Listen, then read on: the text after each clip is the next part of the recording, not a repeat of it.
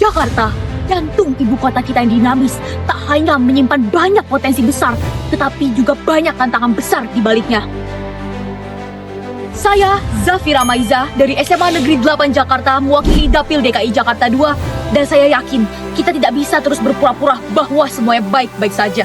Jakarta menempati posisi ke-6 sebagai kota paling berpolusi di dunia. Energi kita masih 75% berbasis tidak terbarukan, sehingga dapat menghasilkan 56.835 ton karbon dioksida ekuivalen menurut Dinas Lingkungan Hidup.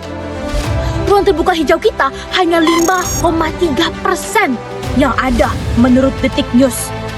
Selain itu, menurut Dinas Lingkungan Hidup DKI Jakarta, peningkatan nitrat pada truk di Jakarta mencapai 1,41 ppm yang dapat menyebabkan eutrofikasi.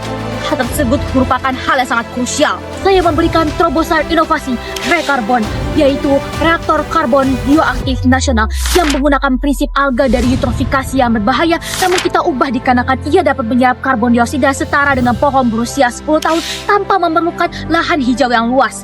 Rekarbon dapat berfungsi sebagai penghasil bioenergi, penyerap karbon dioksida, infrastruktur umum, dan juga pengisian daya ramah lingkungan, dan dapat kita kembangkan dalam aplikasi. Beberapa fitur kami hadirkan dalam aplikasi Rekarbon, seperti fitur data analitik, fitur pengisian daya, fitur publikasi, fitur informasi, serta fitur asisten lingkungan, sehingga menjadikan Rekarbon sebagai implementasi nyata yang modern untuk lingkungan kita. Saya sebagai anggota DPR dalam menjalankan fungsi legislasi akan mempercepat perumusan rancangan undang-undang energi baru dan terbarukan sebagai landasan pengembangan Rekarbon sesuai pada pasal 3-nya dijadikan sebagai landasan strategis pertahanan energi. Serta saya akan memastikan regulasi penerapan teknologi hijau ini sangat amatlah efisien pada daerah urban yang padat seperti Jakarta. Saya sebagai anggota DPR dalam menjalankan fungsi anggaran bekerja sama dengan Komisi 7 akan mengalokasikan dana APBN untuk proyek Rekarbon ini sesuai pada pasal 23 ayat 1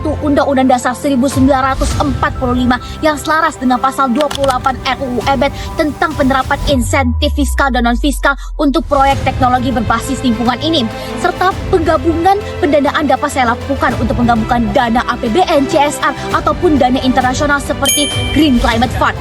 Saya sebagai anggota DPR dalam menjalankan fungsi pengawasan akan bekerja sama dengan Kementerian Lingkungan Hidup dan Kehutanan serta Badan Riset Inovasi Nasional dalam penerapan kepatuhan regulasi, standarisasi teknis, serta efektivitas penyerapan karbon dioksida, serta menghitung dampak dari Rekarbon ini sendiri dalam bidang sosial, ekonomi, maupun lingkungan. Kita tidak perlu menunggu perubahan dari luar, kita mulai dari sini, mulai dari Jakarta.